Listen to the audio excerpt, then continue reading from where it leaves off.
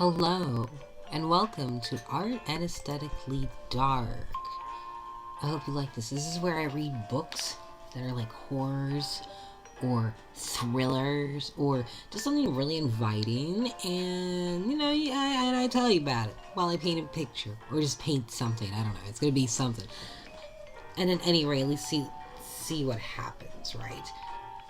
Now, the first story we are dealing with in this little series, mind you, for future reference, for right now, uploads would be irregular because, painting takes time, but I have a few on hand, so at least we have something to look at and listen to. So the story we're looking at in today's episode is The Hounds of Tindalos by Frank Belknap. Belknap? Yeah, Belknap. Long. He has nearly 7 decades of bodies of works, including but not limited to 29 novels, 150 short stories, 8 collections of short stories, 3 poetry collections, and numerous freelance work and comic books he scripted. He was a long, prominent force and contribution for the science fiction scene during his time. And he was good friends with Ray Bradbury and H.P. Lovecraft, the later of whom he contributed to the Cthulhu mythos. He passed away January 3rd of 1994, and his works are still enjoyed to this very day. We're even reading it today. Look at that. He writes various strange stories, and I myself will be telling you guys one of my favorite stories of his, which is The Hounds of Tindalos. I like this story. A lot of horror, supernatural, or sci-fi tales because from like a practitioner standpoint, it teaches a lesson to value. And the lesson this story teaches is to listen, to try not, and is to, well, honestly, the lesson is basically don't fuck around and find out. Basically, this is a story maybe you shouldn't fuck around and find out. So the story starts out with an occult writer by the name of Chandlers, whose first name I really don't remember and I don't care about, but he's staring out his window because he's ready to meet up with his friend Frank, who is actually the author. He inserted himself in the book, basically playing himself, which I absolutely adore. I love when people do that. Not like that Stephen King thing where like he just plays a character. No, I want you to play your fucking self. I want to see if you can survive your own monster. Run, motherfucker, run. But I'm being extra right now. I'm on my second cup of coffee, so that's why. My bad. Chandler's is described as a pale man with a long nose, and that he's pretty much living that extra gothic life. He really doesn't have electric lights, but he enjoys candles instead, and he didn't have a car, if I remember right. He is very big into medieval aesthetic and occult stuff, which I don't blame him because that shit is gorgeous. But it's pretty obvious because he's an occult writer. That's literally who this person is. He writes the occult. He studies the occult. Chandler's is in that. However, what is not obvious is all the mathematical formulae and theories from Einstein that Chandler's has laying out with his witchy shit, which is something that Frank happens to notice when he first gets there, right? And this is because Frank and Chandler's don't exactly agree when it comes to science and occult stuff. And it gets to the point where I don't know why they're friends. I don't know. They're more like frenemies. Like Trisha Paytas and Ethan Klein. That's who they are. They're frenemies. They're just around each other because they need someone to hate. And they fulfill that need with each other. Maybe it's my inner anime girl popping out because I have a problem with shipping even in my late 30s. Something. I don't know. But they honestly, which is weird because it's just like when you really put them together, they make more sense. But everybody always wants to be on a fence about one over the other. And it's the weirdest thing. But at the same time, it's just like, oh, Frank had this. And it's, stop! No, we're not doing that anymore. We just can't ship people together just because they have a mutual hatred that could possibly just some passionate sex scenes if it's written out correctly. Now, back to the story. Now, Frank asked Chandler's about all of this. Why is your shit sitting around? And why is this shit mixed with this shit? It doesn't belong here. Okay, so Frank's asking Chandler's about this. Like, why is this and this together? These don't match together. You don't even like talking about science. You think most of it is some hoodoo shit. What are you doing, Chandler's? What are you up to? I want to know about the bear. Like, Frank's getting all up in that, right? He's confused about it, like why Chandler's is interested in Einstein's theory, which Chandler's replies back that Einstein is a priest of transcendental mathematics. I think I said that right. Transcendental mathematics instead of a physicist or a scientist. And he isn't against science, which is like...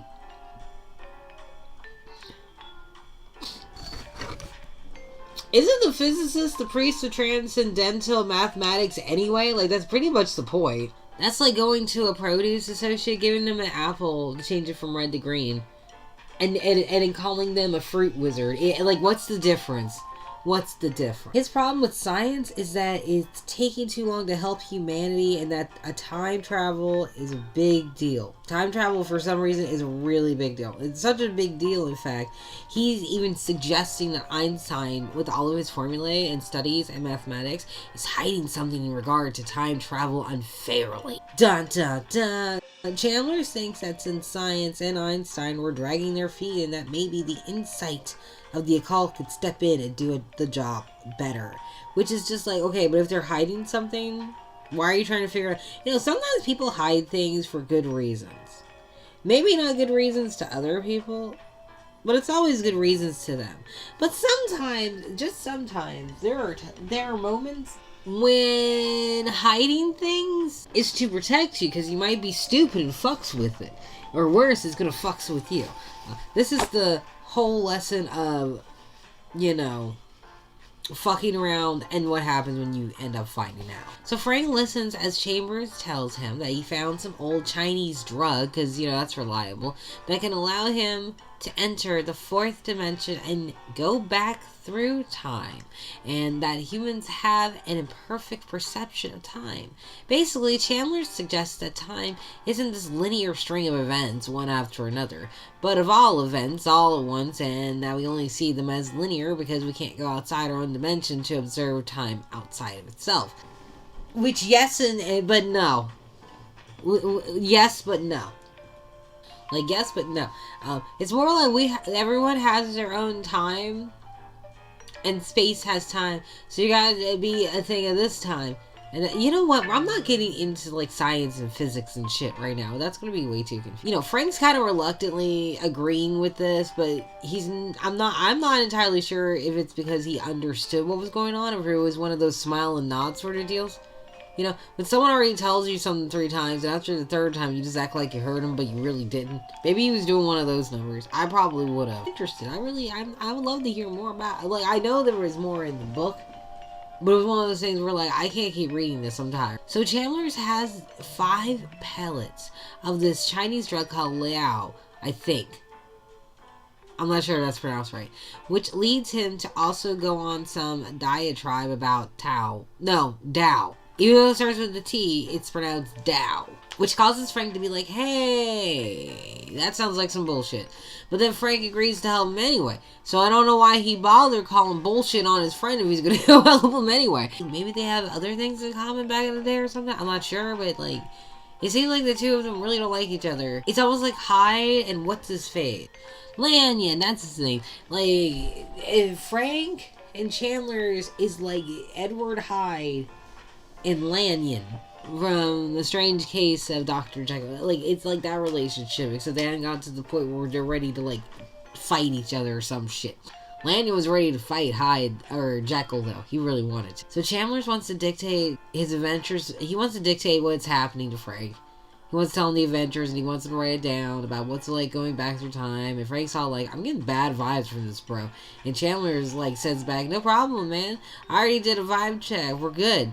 And Frank doesn't trust that, which is a good thing, because Chandler's, in fact, did not do a vibe check. In fact, Chandler's barely invested in any sort of research in what the fuck he was doing.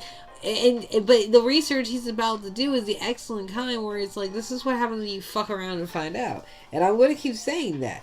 Like, monetization doesn't matter. I just got on this shit. So it's just like, yeah, this is on some F around and find out right here. That's what's going to happen. So Frank is once again being like, this isn't a good idea. Like, this rooster is cocking his doodle-doo for the 3rd time now. But, like, yeah, let's ignore the fact that, like, someone's going to do some shit. Right, let's just ignore what's going to happen, because that's easier.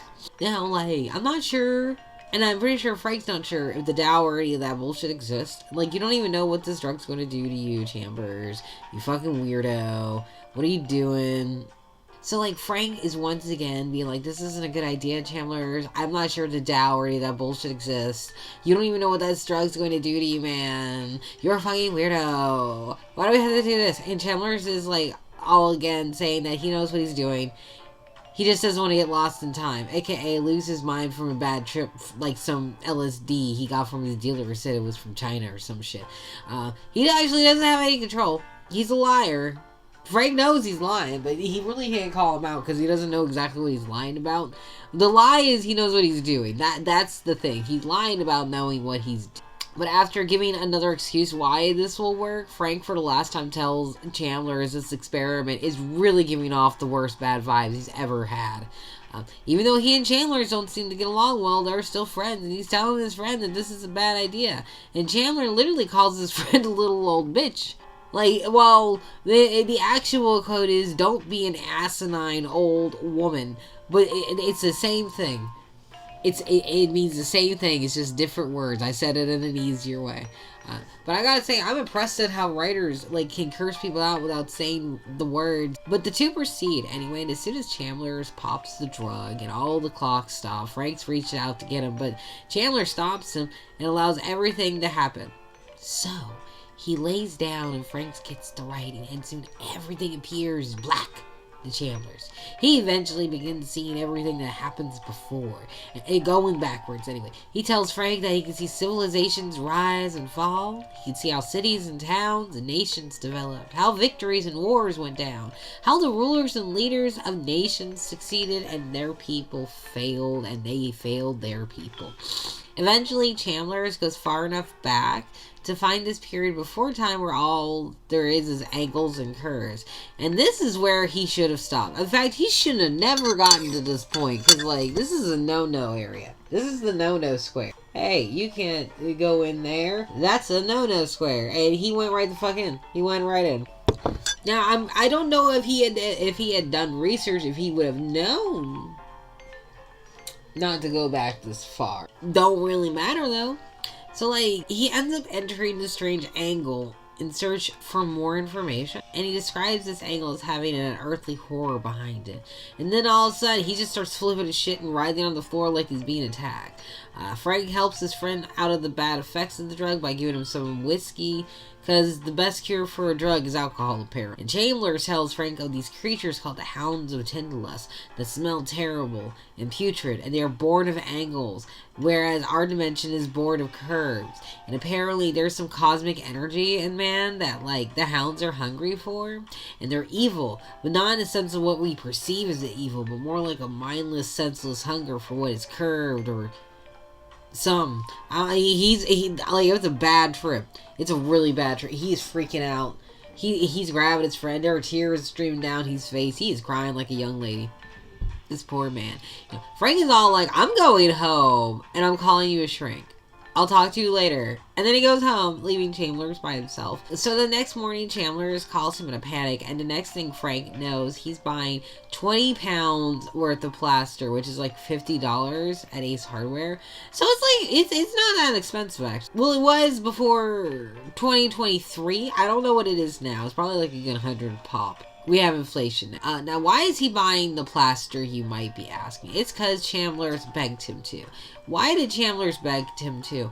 We're going to get there. So he gets to Chandler's place, and Chandler is just going all mad lad on his house and on Frank as soon as he gets there. He tells Frank that he needs his help to turn all the angles in the room into curves rather than angles or corners, right?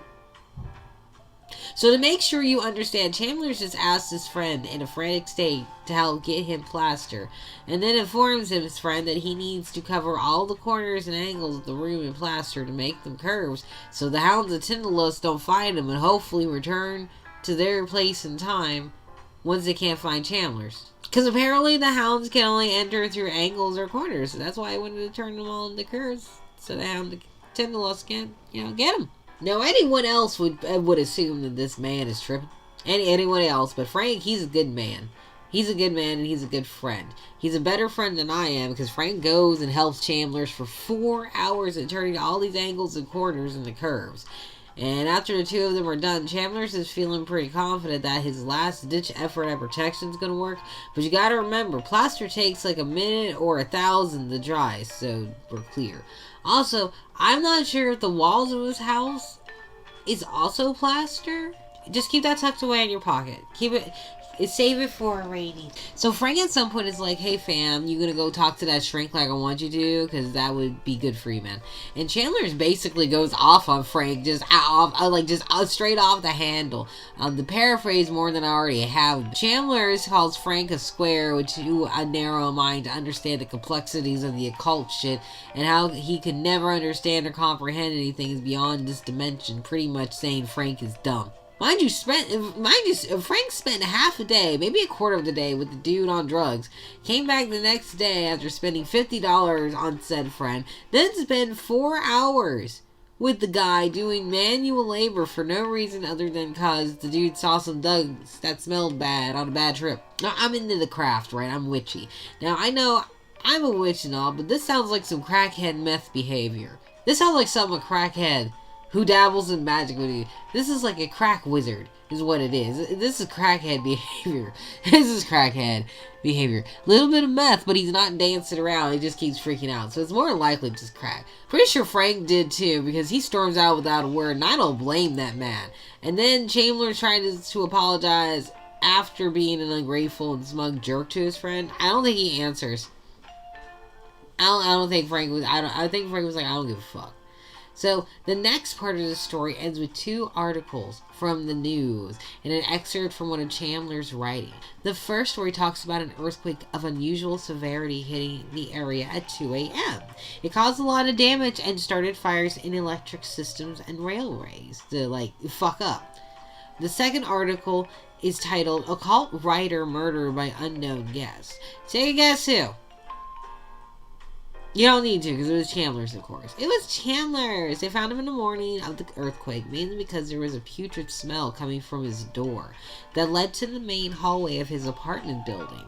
The neighbor that lived across from him tried to ignore the smell until he thought maybe that it was just a gas leak and got the superintendent. And then they went and opened the door and discovered that there wasn't any furniture, which is weird, and that there were scenes so terrible that it caused the superintendent to just stare out the window for 5 minutes and just contemplate if he should jump or not. Sometimes you see things and you don't want to, and there's nothing you can do about it. It's in your mind for the rest of your life, and it's one of those. What was it? Chandler's body all over the floor, naked and covered in weird blue substances that chemists find to be a discovery science actually can't explain, but will possibly lead to new learning. So, good on him. He helps aid science with weird blue shit all over his naked body. So I guess you could say that Chandler's accomplished this mission of helping and aiding science. But damn, it came at a price. His head is severed from the body and was staged on his chest with the most disturbing features on it. The plasters he and Frank put up the day before came down when the earthquake struck, and the pieces were arranged near Chandler's body in the form of an angle by an unknown person. There were charred yellow papers next to Chandler's. Thank you, phone.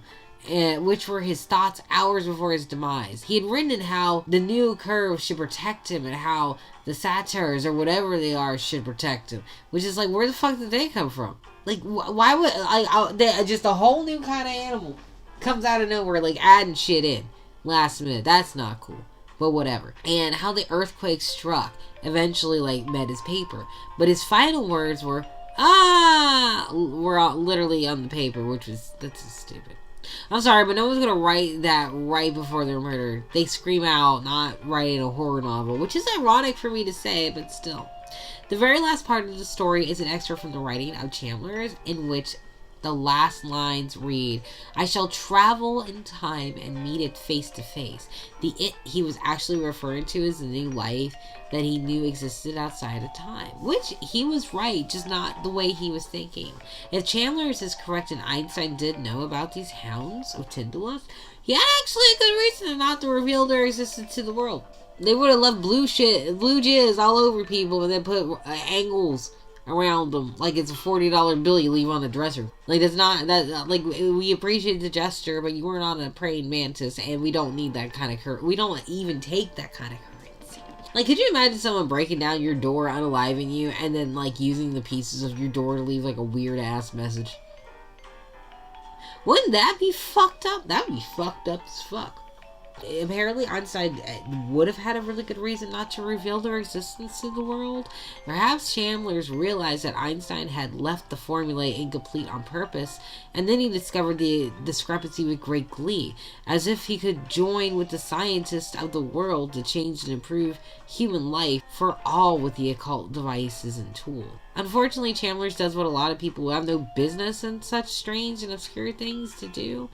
They nib nose and snoop until they find something that should never be found. We don't know in the story if the Hounds of Tindalos will return to that period, or if it was just Chandler's they were wanting for learning of their existence. And it's quite obvious that Chandler's waited too late to set up protection and wars for himself against the Hounds. And despite his friend's words of worry, Chandler's continued his own demise. He wanted to fuck around and he found out. That's what it was. It's a good story, and if you want to read it, I believe there's a copy of the story at goodreads.com, and there are plenty of collections of Frank Belknap long that you can read and are just as entertaining. He's really an interesting writer. I really like his style. I hope you guys enjoyed the story, because that's the end. I will talk to you later, and I love your face.